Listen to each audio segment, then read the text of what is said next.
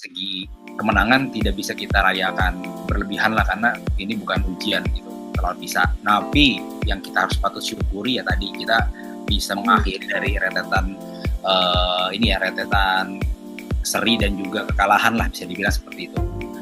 Jadi semoga kemenangan bisa jadi awal yang bisa baik mencetak buat gol. Juve. Nah sebenarnya yang terlepas dari Locatelli itu yang agak jarang-jarang nih untuk Juve bisa ngelakuin itu, dan itu sebenarnya diperluin banget itu di Juve untuk bisa memecah kebuntuan, terutama untuk dalam transisi ya, ketika tim lawan udah mulai terbuka, dan itu bisa jadi solusi untuk untuk mencetak gol alternatif ya.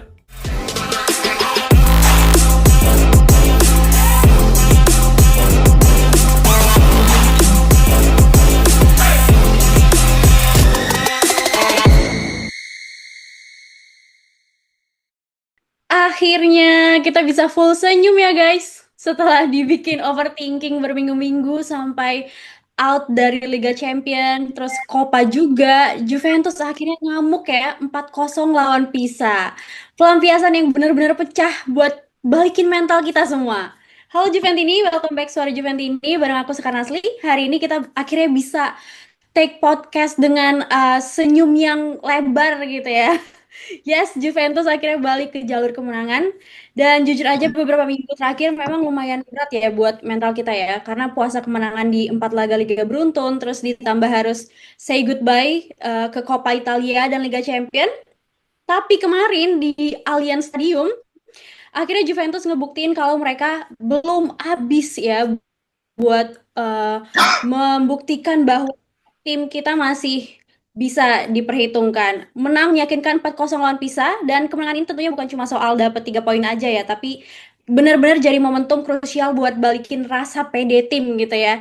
Nah, buat ngebedah apa aja yang bikin Juventus bisa gacor lagi semalam, aku udah ditemenin sama dua pundit andalan kita nih. Kita sapa-sapa dulu dari Mas Genta. Halo Mas Genta.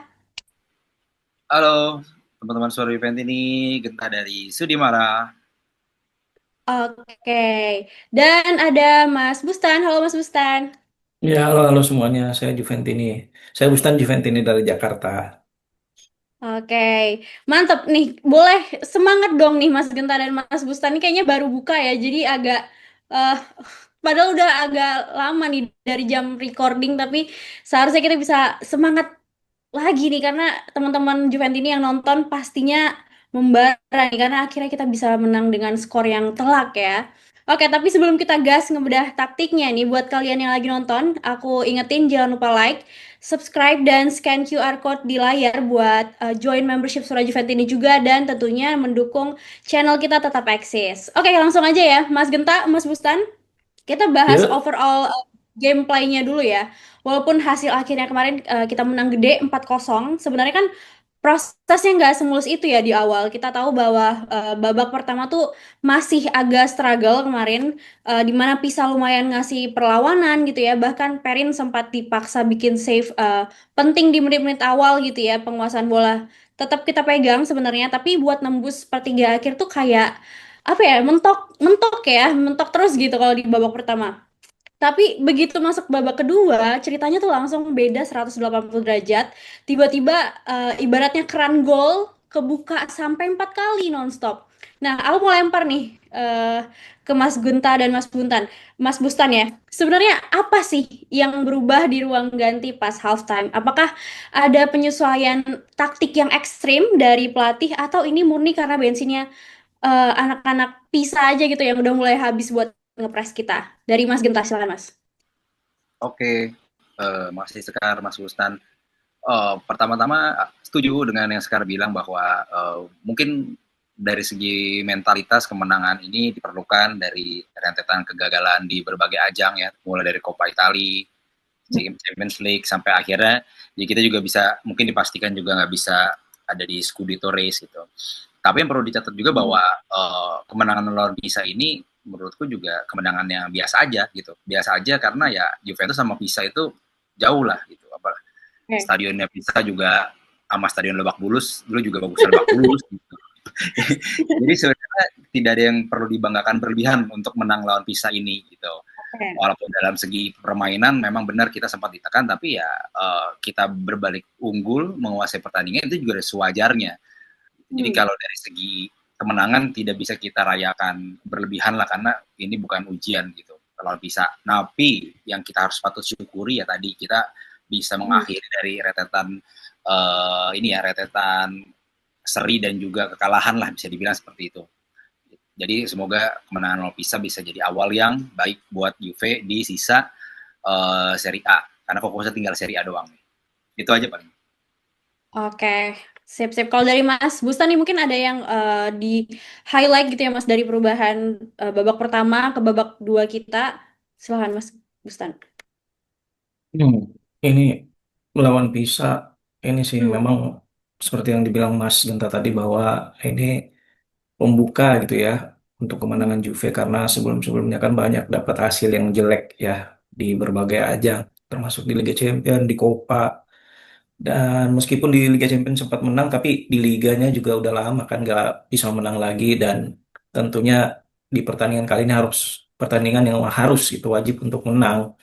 Memang babak pertama agak kesulitan sih, karena apa namanya, Juve juga kayak lambat gitu dalam mengalirkan bola, dan bisa dibilang di babak pertama itu Chico, hanya Chico doang yang paling bagus ya, itu pun paling bagus pun nggak cukup gitu untuk bisa nyetak gol di babak pertama.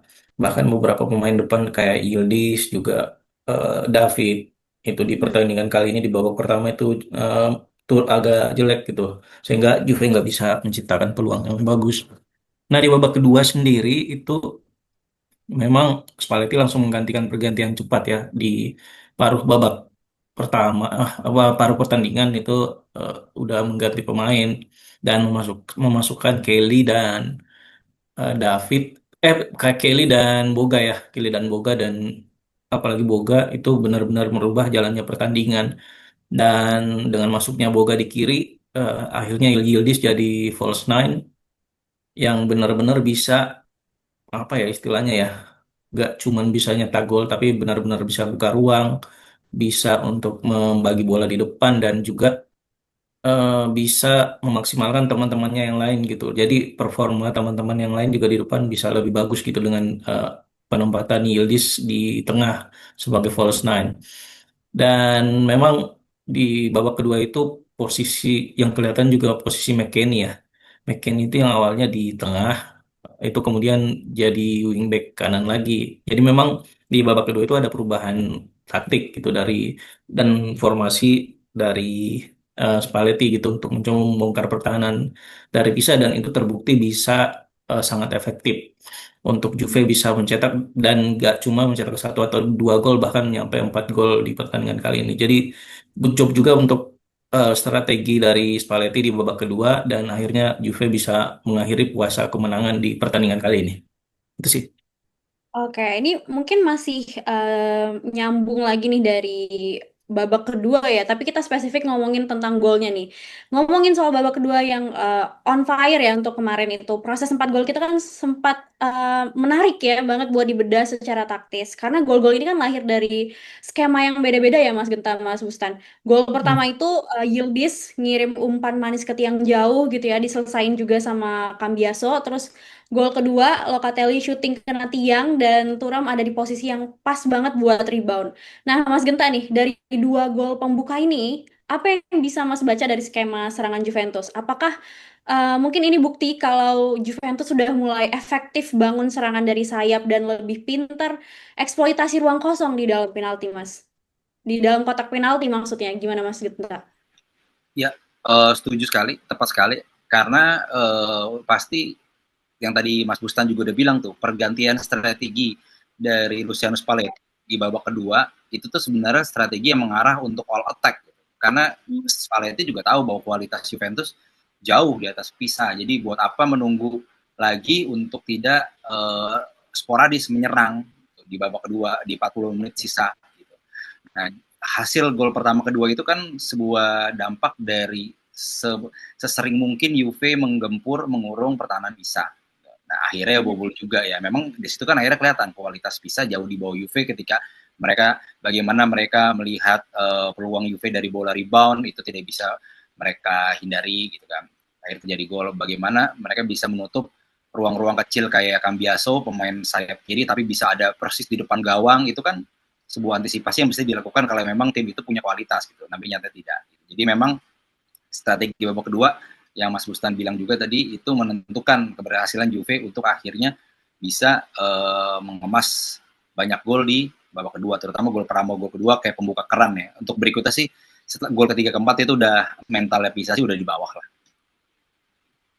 Oke, kalau ini menyambung lagi dari Mas Genta ya, tadi sempat sedikit 3 dan 4, gol ketiga dan keempat. Nah, kan kalau sebenarnya yang ketiga keempat juga nggak kalah cakep ya, Mas Genta. Gol ketiga itu seperti akselerasi, apa ya, akselerasi dari Yildiz gitu ya, hasil umpan Conceição, terus gol penutup juga di injury time, di mana Locatelli ngasih truk pass gitu ya, mematikan ke Boga yang masuk sebagai sub. Dan dia dengan tenang lewatin kiper. Nah, ke Mas Bustan nih, kalau gol ketiga dan keempat ini kan vibes-nya beda gitu ya dari gol pertama dan kedua. Lebih ke apa ya, quick transition mungkin ya. Menurut Mas Bustan nih, apakah ini nunjukin kalau Juve sekarang udah lebih klinis gitu ya, manfaatin momen transisi positif plus kualitas individu pemain kita emang lagi all out banget atau gimana nih Mas Bustan ngelihatnya? Ya, mungkin sebelum ke gol ketiga keempat, ada yang menarik juga sih, terutama di gol pertama ya. Itu kayaknya kan dari Cambiaso ya di kiri. Itu sepertinya Cambiaso itu mengoper ke tengah bolanya, tapi malah kelewat gitu untuk pemain-pemain yang di tengah itu. Akhirnya bisa nyampe ke kanan gitu ke Conceição, dan Yildiz dengan cerdiknya itu mengambil posisi untuk apa namanya mencari ruang untuk dirinya sendiri gitu di kanan, dan akhirnya ya Chico ngoper ke Yildiz, dan Yildiz melebar dan memberi umpan ke tengah, ke akhirnya bisa disundul sama Cambiaso. Nah ini sebenarnya penting gitu untuk Juve, meskipun kelihatannya nggak benar-benar apa namanya sengaja gitu ya, nggak benar-benar bermaksud untuk ke situ, tapi ini yang diperlukan untuk Juve gitu, karena kayaknya sebelum gol pertama ini agak tertekan juga ya untuk bisa bagaimana mencetak gol, dan kelihatan bagaimana dengan pola di gol pertama ini Juve bisa nge-stretch gitu pertahanan dari Pisa, dan akhirnya dengan bisa men-stretch dengan perpindahan cepat dari kiri ke kanan, akhirnya Juve bisa, dan dari kanan juga akhirnya mengumpan ke tengah, itu bisa benar-benar memecah pertahanan Pisa yang lumayan solid ya di pertandingan kali ini. Dan sisanya itu ya tinggal ini aja sih, apa namanya, benar tadi terutama di gol ketiga keempat itu banyakan dari transisi gitu, karena pemain Pisa juga udah banyak yang keluar kan. Dan untuk gol ketiga sendiri sih ini juga eh, dari Chico, dan yang menarik adalah biasanya sih kan Chico itu yang dikritik adalah decision makingnya ya.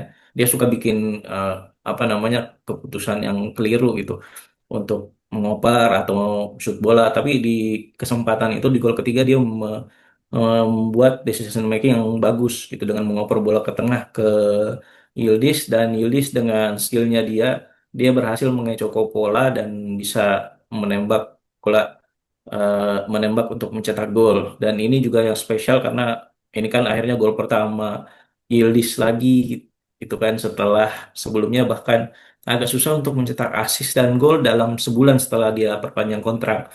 Nah ini juga momen yang spesial untuk Yildiz. Semoga kedepannya dia bisa apa namanya memecah kebuntuan lagi, membuka kerannya lagi untuk lebih gacor lagi gitu untuk Juve.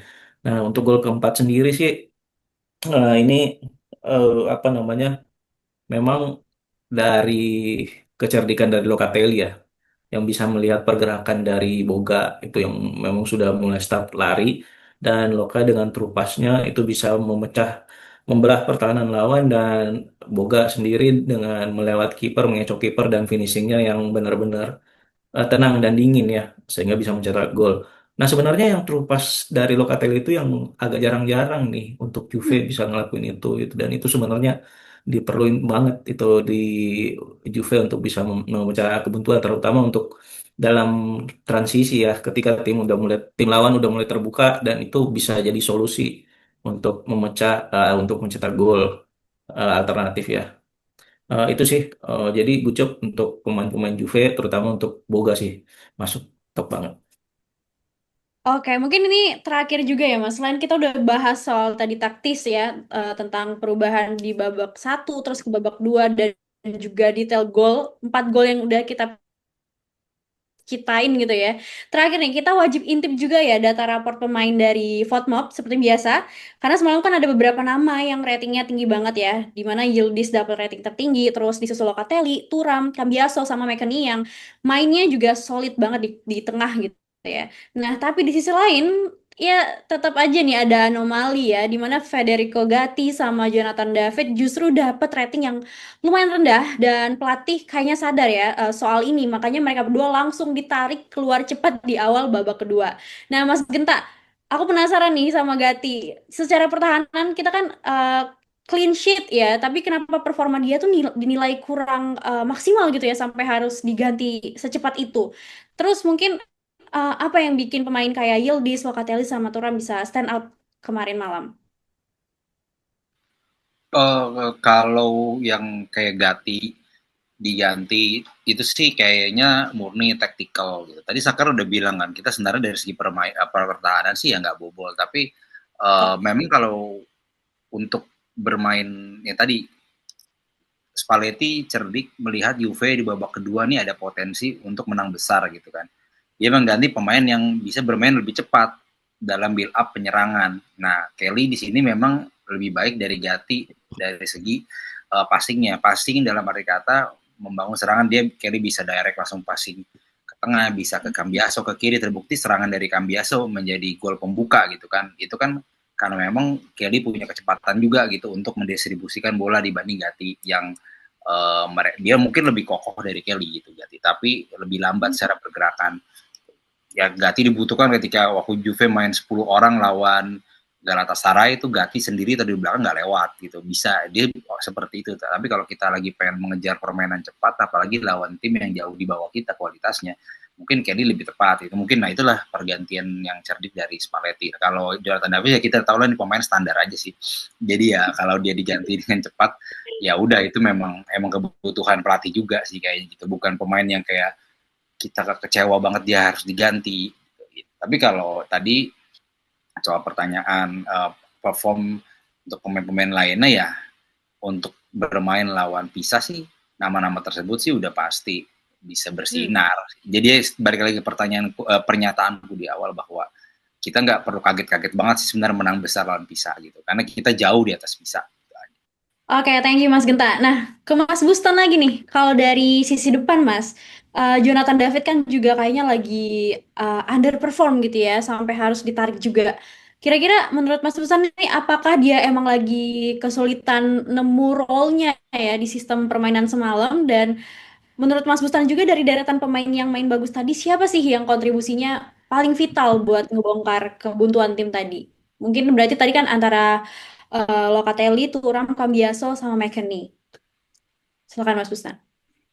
Eh, iya, emang David agak kesulitan ya, nah, terutama di pertandingan kali ini.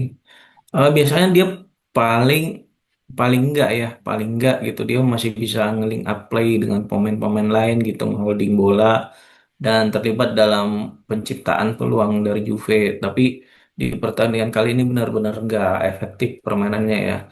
Dan Mhm. dia juga kesulitan untuk menahan bola, gampang lepas gitu dan agak inilah dia pergerakannya terlalu statis juga sehingga terlalu gampang ketebak ya untuk David ini sehingga di pertandingan ketika dikeluarkan di babak kedua akhirnya permainan juga jadi tambah bagus gitu dan Hmm.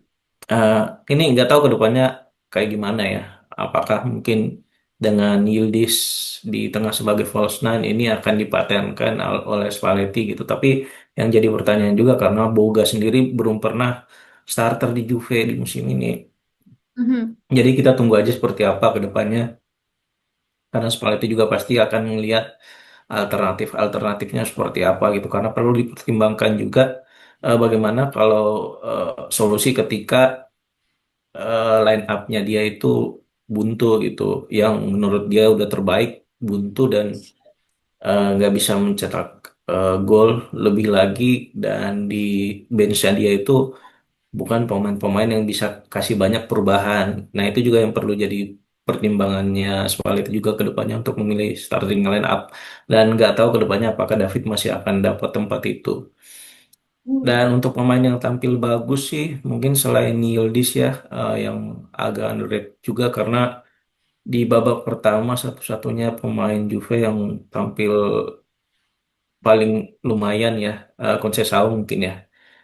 Dia dia cuman kurang di gol aja sebenarnya di pertandingan kali ini. Ada banyak eh, peluang-peluang dan apa namanya, pergerakan-pergerakan dia yang membahayakan pertahanan dari Pisa yang sebenarnya agak kurang apresiatif juga.